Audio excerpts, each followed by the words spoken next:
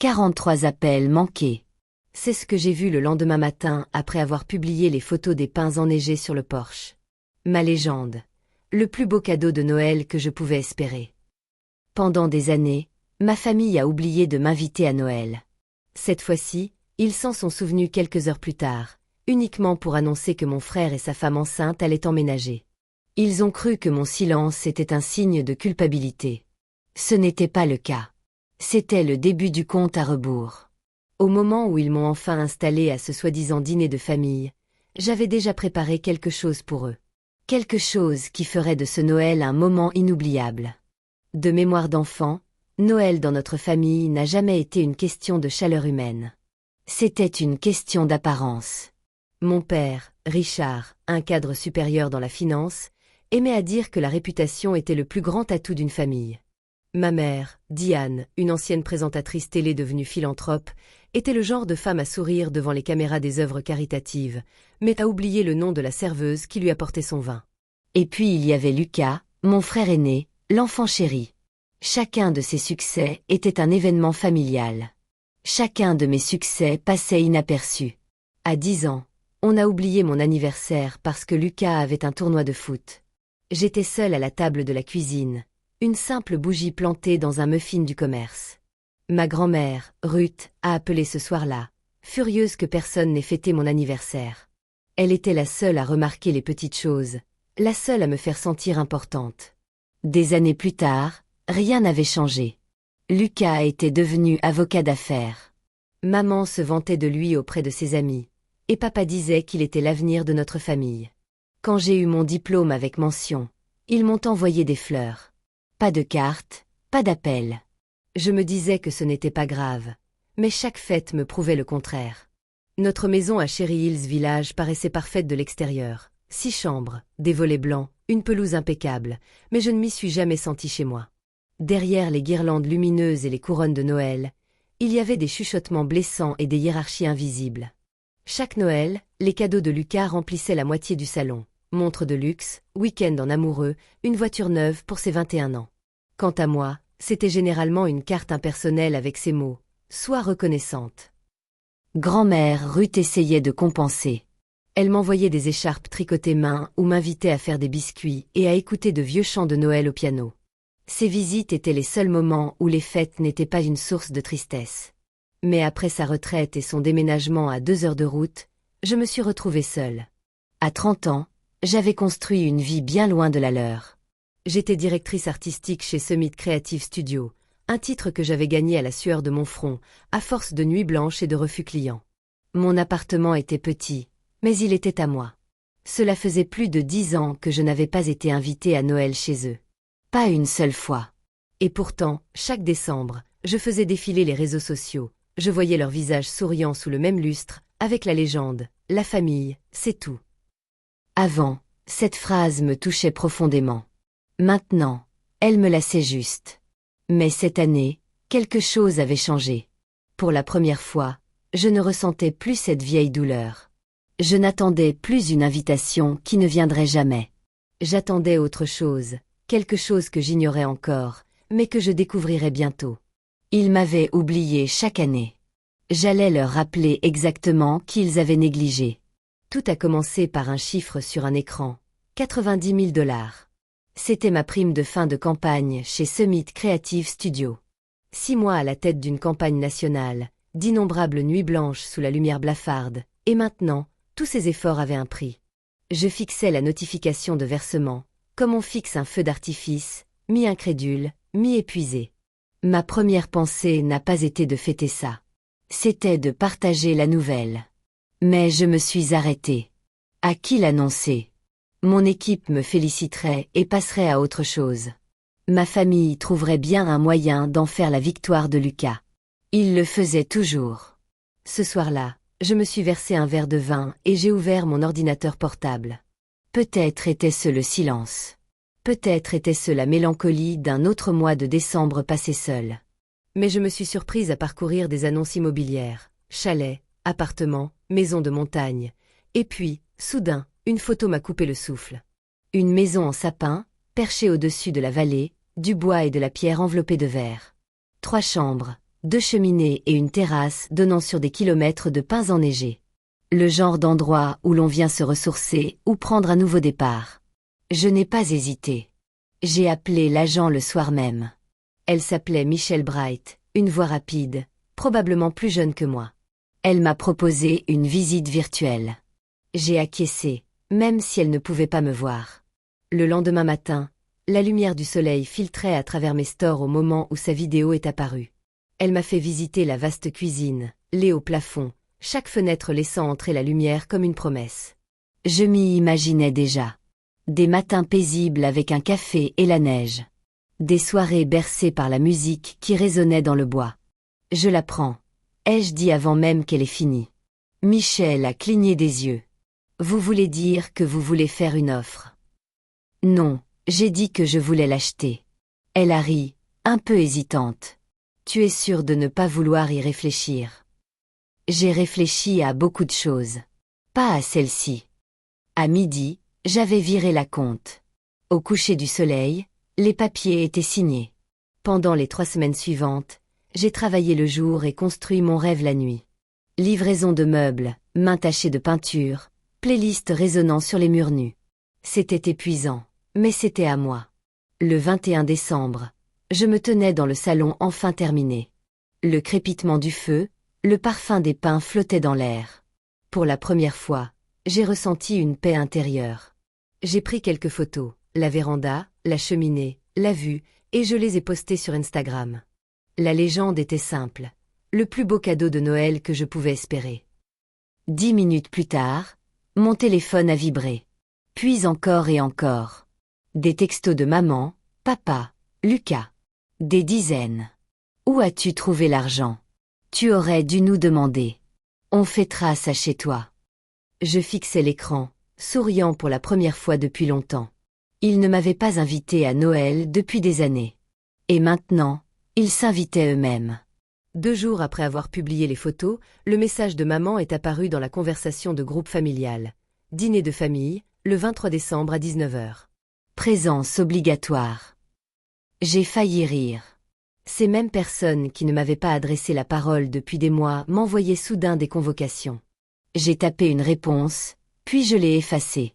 À la place, j'ai noté la date dans mon agenda comme s'il s'agissait d'une réunion professionnelle.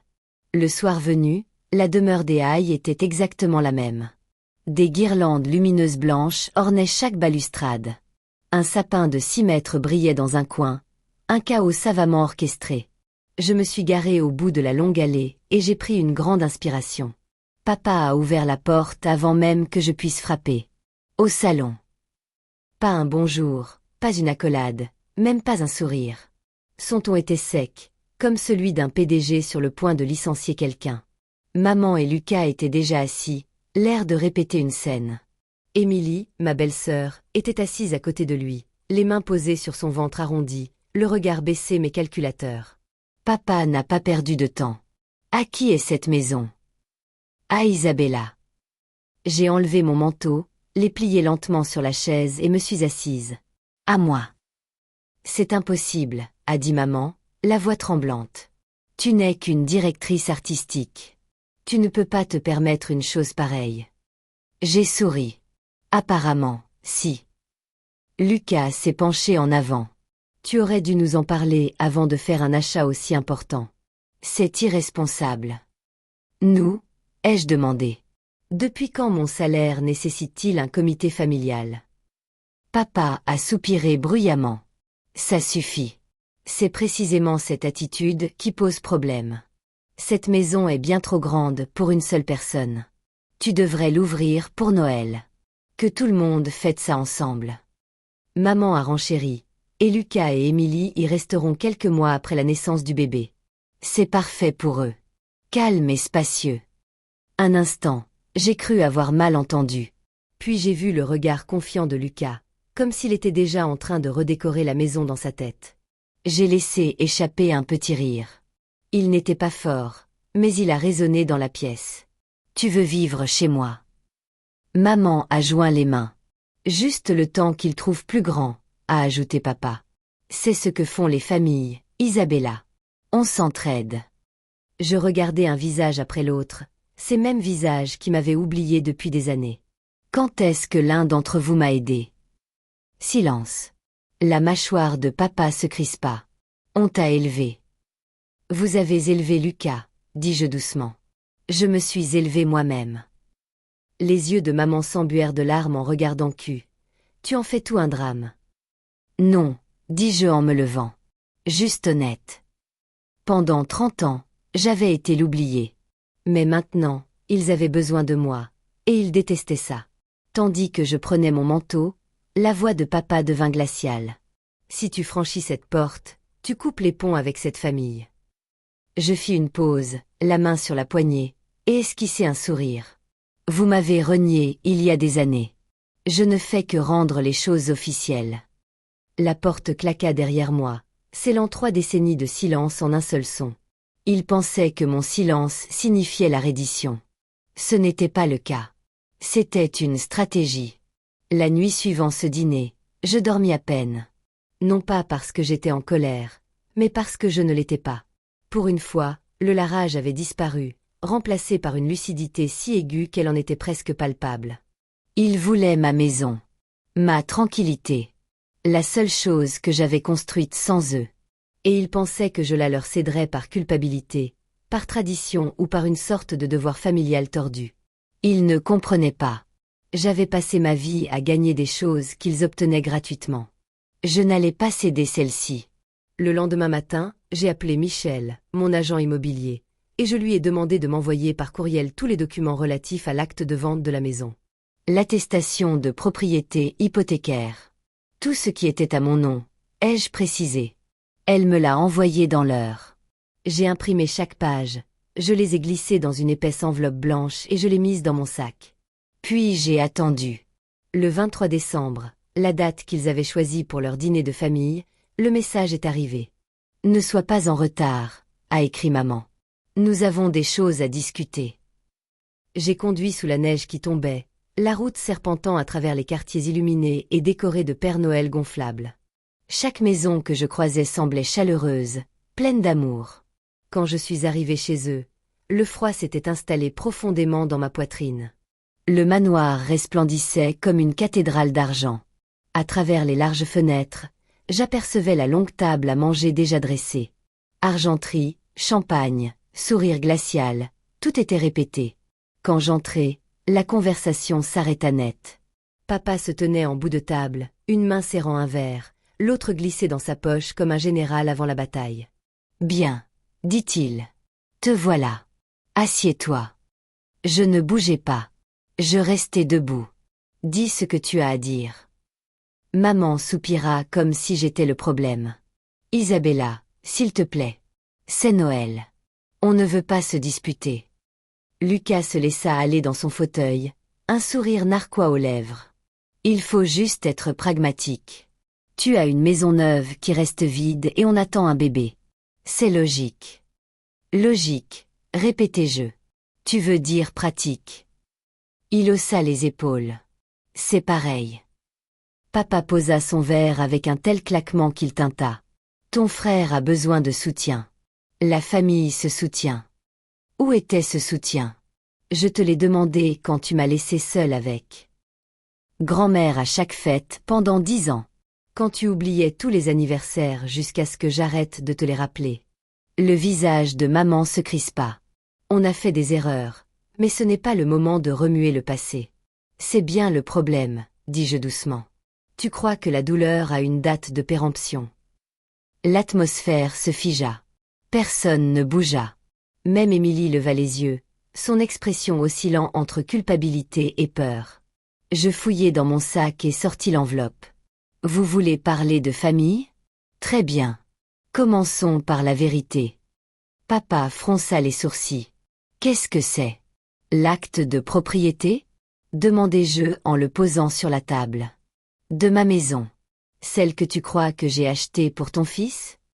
Lucas ricana. Tu n'as pas besoin d'être sur la défensive. Oh, je ne suis pas sur la défensive, dis-je. Je fais des archives.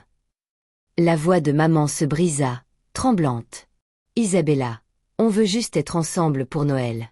Tu le prends tellement personnellement. Personnellement, répondis-je en riant.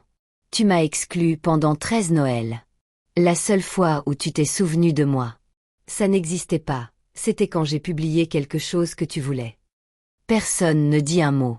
Le feu crépitait dans la cheminée derrière moi, un crépitement doux et cruel.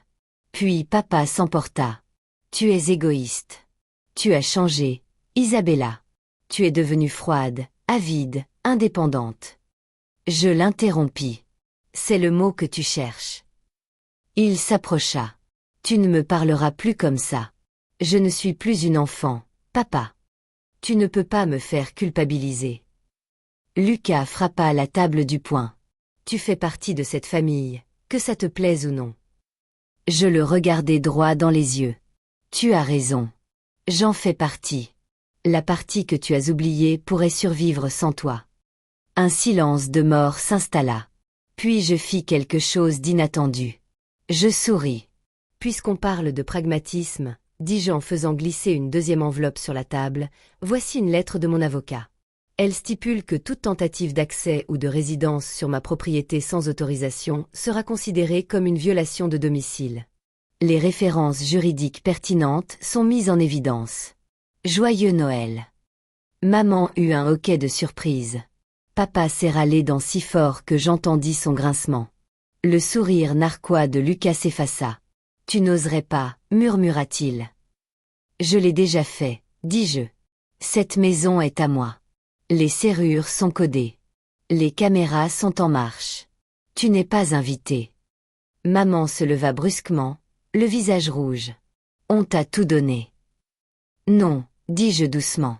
C'est toi qui m'as tout donné. Rien, et j'ai tout créé à partir de ça. Le silence s'est répandu dans la pièce comme une fumée épaisse. Même la musique de la pièce voisine semblait s'estomper. Je me suis tournée vers la porte, mais je me suis arrêtée juste le temps de croiser le regard de papa. Tu as dit que je coupais les ponts, ai-je dit. Tu avais raison. Je suis enfin libre. Je suis sortie avant que quiconque puisse dire un mot. Dehors, la neige tombait plus fort, de doux flocons se déposant sur mon manteau et fondant au contact de ma peau. Je les entendais encore crier à travers la porte, des voix mêlées de colère et d'incrédulité. Mais pour moi, tout cela s'estompait comme un bruit de fond. Je n'avais plus besoin d'écouter.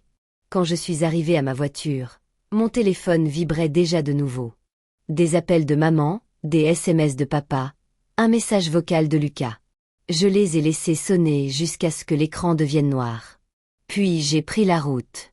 La route de montagne serpentait dans l'obscurité, le monde se rétrécissant derrière moi. Quand je suis arrivée chez moi, minuit était passé. Les guirlandes lumineuses que j'avais installées sur le porche vacillaient doucement, m'accueillant comme un vieux souvenir. Ami. À l'intérieur, le feu était encore chaud. Sur le comptoir, une bouteille de vin à moitié vide, et à côté, un simple paquet que je m'étais laissé. À l'intérieur, rien de précieux, juste un petit porte-clés en argent gravé de 3 mots. Chez moi. Assise près de la fenêtre, je contemplais la neige et laissais enfin échapper un souffle que je retenais depuis 30 ans. Je n'avais pas gâché Noël.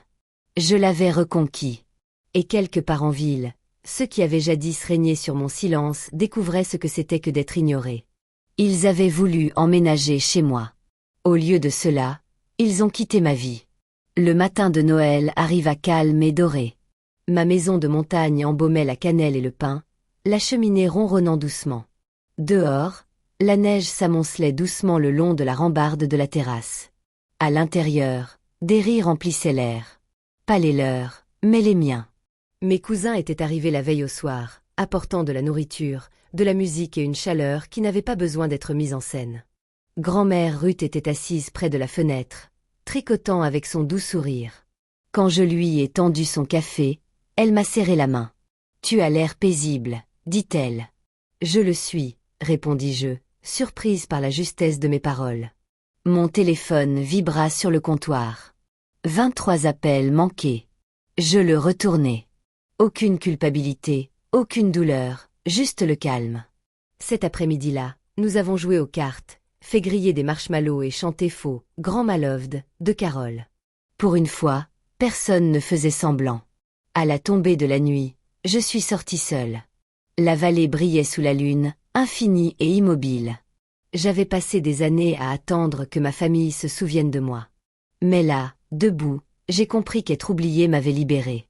Avant, je pensais que l'exclusion était la pire des souffrances. Les voir sourire sur les photos de famille, lever leur verre, faire comme si je n'avais jamais existé. Je croyais vouloir être invité, avoir l'impression d'être choisi. Mais maintenant, je comprends que parfois, être exclu est la plus douce des bénédictions que la vie puisse offrir. C'est la porte de la paix. Chaque mur que j'ai érigé, chaque porte que j'ai verrouillée n'était pas fait de colère. C'était fait de limites. Des limites qui protègent la version de moi-même que j'ai tant lutté pour devenir. Je n'ai pas acheté cette maison pour prouver quoi que ce soit. Je l'ai achetée pour enfin avoir un endroit où l'amour n'était pas conditionnel. Où je n'avais pas à mériter ma place à table. Ils peuvent garder leur dîner parfait, leurs mensonges bien rodés, leurs toasts aux apparences.